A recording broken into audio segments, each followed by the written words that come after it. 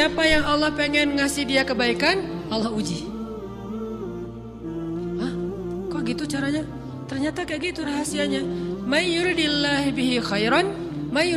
bihi khairan, siapa yang Allah pengen ngasih dia kebaikan, Allah kasih dia musibah atau ujian. Kenapa bisa seperti itu, Ustaz? Fa inna ma'al usri yusra, inna ma'al usri yusra. Seolah-olah Allah bilang di dalam ayat itu, kalau kalian mau dapat kemudahan, biasanya lewatnya kesusahan dulu.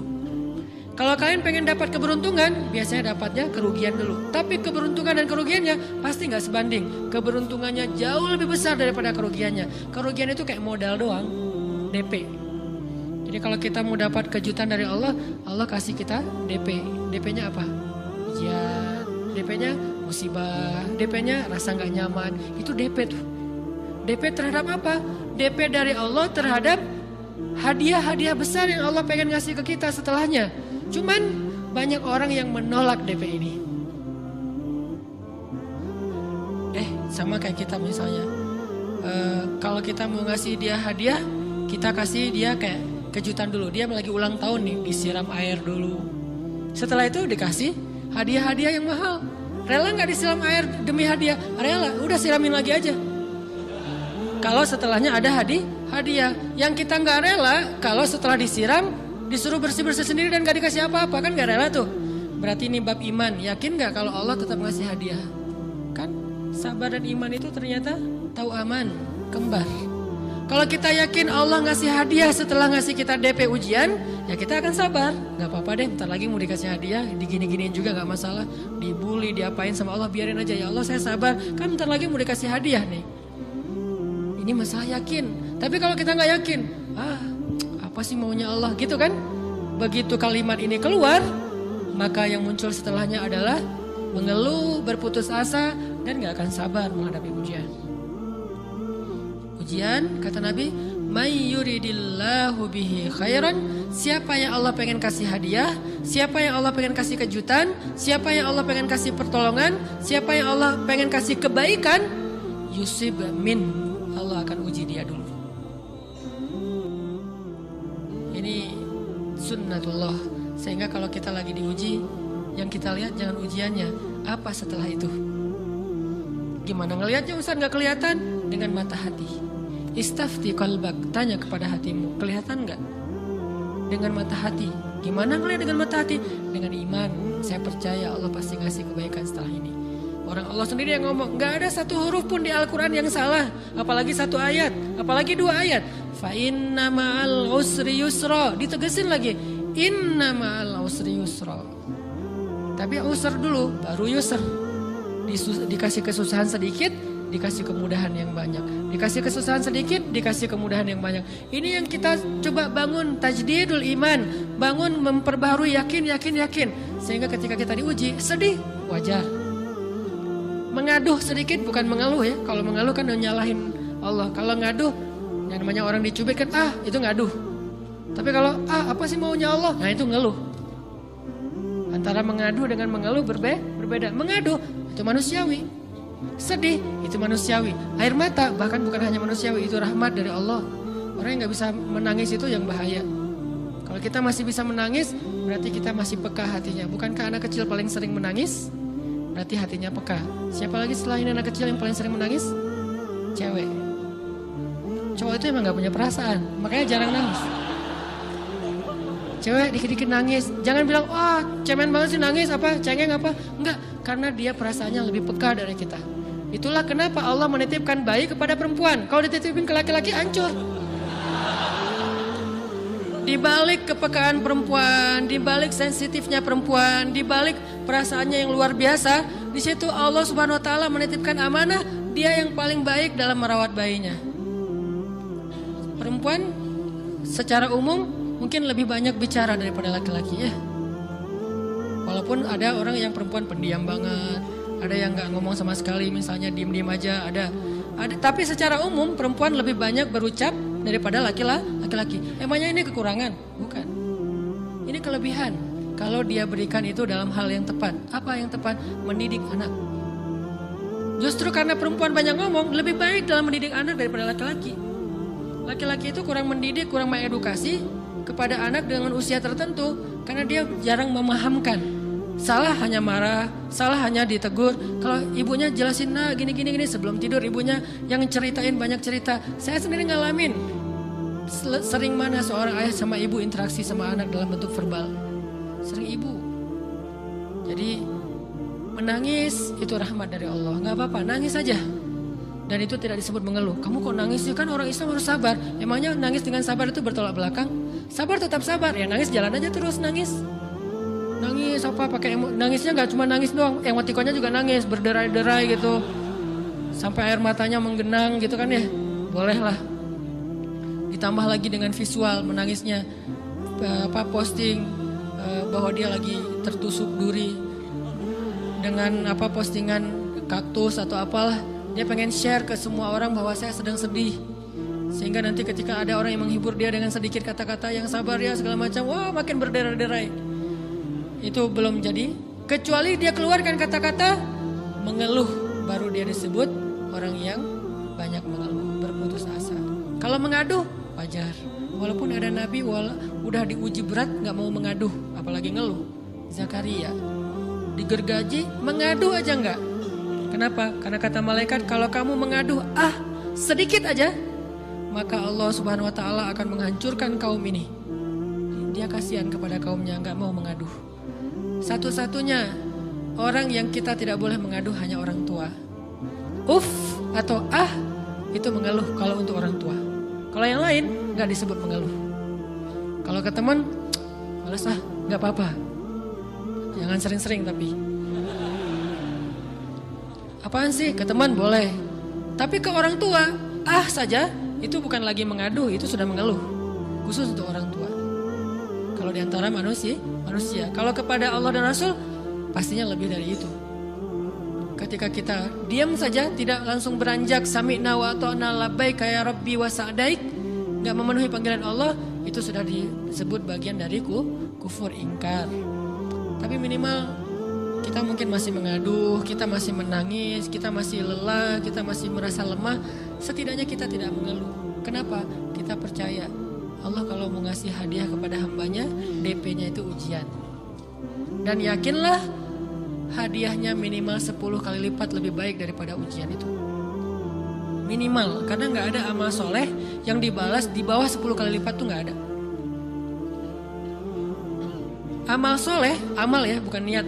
Amal yang udah kita kerjakan minimal dibalas 10 kali lipat. Minimal, maksimalnya bighairi hisab, tanpa batas. Bighairi hisab, tanpa batas. Ada yang 700 kali lipat kayak sedekah. Tapi tetap aja ayat sedekah di akhirnya ujung-ujungnya apa? Bighairi hisab juga kan? Berarti sedekah itu minimal dibalas 700 kali lipat. Minimal. Kalau kita yakin. Selalu syaratnya kalau kita yakin. Dan saya ngebuktiin itu banget. Saya pernah ngalamin lagi jalan-jalan di sebuah kota yang ada becak kayunya, becak sepeda gitu ya.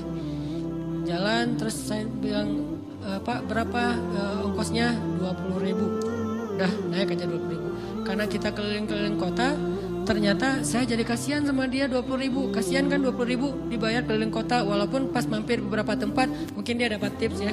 Tapi saya nggak tega gitu, dia cerita tentang anaknya lagi sekolah, apa segala macam, makin bikin baper kan. Pas selesai, saya kasih dia 100.000. Dari 20.000 dikasih 100.000 karena kasihan. Dan saya yakin nggak mungkin sedekah itu sia-sia. Kan Nabi bersumpah kan, demi zat yang jiwaku di dalam genggamannya, tidak berkurang harta karena sedekah. Demi Allah kata Nabi, nggak berkurang harta karena sedekah. Berkurang harta karena belanja? Ya. Berkurang harta karena pacaran? Banget. Modal banget kan? Apalagi buat cowok. Tapi berkurang harta karena sedekah? Nggak mungkin kata Nabi. Demi Allah nggak berkurang harta karena sedekah. Berkurang harta karena istri? Nggak. Karena memberi kepada istri itu pahalanya lebih gede daripada sedekah. Makanya ngemodalin pacaran setelah nikah itu tumbuh berkah. Modal pacaran sebelum nikah itu apes. Jadi kalau pengen modal nih, ngemodalin cewek, traktir, ngapa-ngapain, bayarin, jangan sebelum nikah. Sebelum nikah jadi orang pelit aja, nggak apa-apa. Tapi setelah nikah jor-joran ngasih, apalagi yang, bayarin semuanya. Kenapa? Pahalanya lebih gede daripada sedekah. bahkan lebih gede daripada infak fi sabilillah. Seorang suami memberi nafkah istri, itu pahalanya terkadang lebih besar daripada kita berinfak untuk fi sabilillah, untuk korban perang. Saya heran kalau ada orang sedekahnya rajin tapi ke istrinya kikir, aneh, berarti dia nggak ngerti konsep. Padahal memberi kepada istri itu selama itu kebutuhan pokok ya, dan sedikit entertain, nggak apa-apa asal nggak berlebihan, itu luar biasa. Makanya saya kalau jalan sama istri yang yang mana? Itu yang Onit suka. Oh ya, Onit suka. Kasih aja. Kenapa? Minta ini. Kasih. Selama ada kan kenapa nggak dikasih kan ya? Nanti Allah ganti. Makin rajin kita ngebayarin istri kita, ngebelanjain istri kita, makin Allah ngasih yang kita nggak pernah duga-duga. Sampai istri kita cemburu sama kita. Kok kamu duitnya banyak banget sih? Kan gara-gara aku sering ngasih ke kamu. Ya udah sini lain lagi. Mau ditransfer berapa gitu kan ya? Saya ngasih 100.000 ke si bapak. Dan saya yakin teman-teman sedekahnya pasti lebih dari itu karena 100.000 saya sebut. Kalau 1 juta ke atas saya nggak mau nyebut, malu dong, ria ya.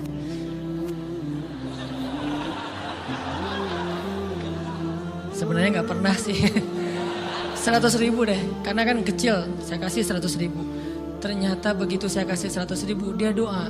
Nah ini nih pentingnya sedekah ke orang yang membutuhkan tapi nggak minta-minta, dia tulus. Dia langsung doa, ya Allah Pak mudah-mudahan rezekinya lancar, berkah, bertambah dan segala macam, bahagia keluarganya. Doa-doa ini semuanya dikabulkan dalam hitungan hari. Pertama, bertambah bahagia rumah tangganya, dapat kecupan dari istri.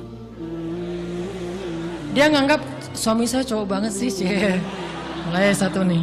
2, demi Allah selang 15 jam kalau nggak salah, karena waktu itu malam, besok paginya ada orang yang ngejar-ngejar saya pengen ngasih hadiah. Ustadz saya pengen ketemu Ustadz, maaf saya nggak bisa ketemu sekarang, lagi rush, lagi tight schedule gitu-gitulah, sosok gaya nggak jelas gitu ya.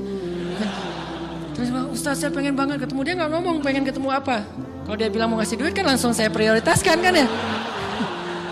Berhubung dia nggak ngomong, ya udahlah saya sosok jual mahal gitu. Tapi yang namanya rezeki kan gimana kita tolak, dia datang kan. Saya nolak. Pokoknya sebentar aja 5 menit nggak akan ganggu waktu Ustadz. Ya udah besok pagi ya pas breakfast gitu. Pakai gaya-gaya dikit breakfast. Pas breakfast, oh ya siap Ustadz. Jam berapa? Jam 8. Udah janjian jam 8. Mungkin orangnya nih dengar live streaming, Pak jazakumullah khair jaza. Makasih banyak, mudah-mudahan Allah tambahkan rezekinya. Terus beliau besok mau flight ke luar kota jam 8. Akhirnya ngubungin lagi malamnya, Pak Ustadz maaf nggak bisa ketemu besok. Karena saya jam 8 itu jadwal terbang. Oh ya udah nggak apa-apa. Senang dong saya nggak jadi ketemu kan. Tahu gitu kan nyesel saya tuh. Senang.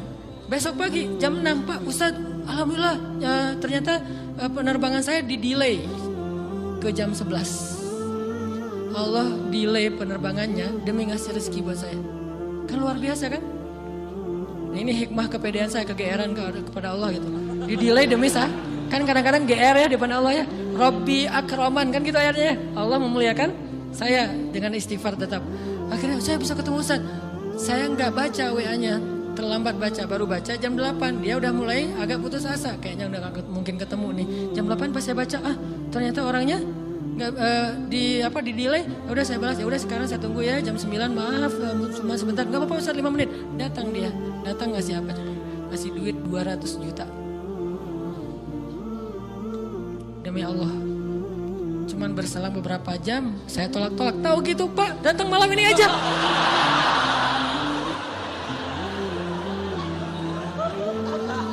Harusnya malam itu juga saya cari orangnya. Kalau perlu saya yang nyamperin Bapak, Sherlock, saya kejar. Manusia gitu banget ya. Tapi Masya Allah di situ saya jadi tahu, oh doa orang itu lebih akurat, lebih mantap, lebih diijabah daripada doa saya. Mungkin bukan karena sedekah, tapi karena doa setelah sedekah, ya Allah dan segala macam dimudahkan sama Allah. Itu luar biasa loh. Saya nggak percaya, saya pikir main-main, orang nih iseng kayaknya pengen ketemu doang, pengen selfie. Ternyata pas saya cek, ditransfer, di capture, Ustadz udah ditransfer. Saya, jangan-jangan nih jebakan Batman gitu ya. Nyari-nyari sana segala macam. Alhamdulillah ternyata emang niat baiknya pengen, alhamdulillah saya terkesan, saya dapat hidayah lewat Ustadz segala macam. Sekarang saya pengen membalas jasa Ustadz walaupun kecil 200 juta. Untung saya nggak kaget dan kemudian pingsan. Pak 200 juta stroke kan ya, bahaya. Lebih mahal dari 200 juta. Ini keajaiban ya teman-teman. Jadi kita tuh, saya kan sering bilang keajaiban itu terjadi tergantung tingkat iman. Bukan saya udah soleh banget, enggak. Saya belajar terus untuk yakin deh sama Allah. Modal kita tuh kan gini sebetulnya kan. Duit kita tuh banyak loh teman-teman, cuman gak disimpan di bank, gak disimpan di saku, disimpannya di sisi Allah. Bedanya apa sih? Kenapa kita kalau disimpan di bank tenang? Saya lagi punya duit banyak deh 100 juta, di mana? Di bank, aman.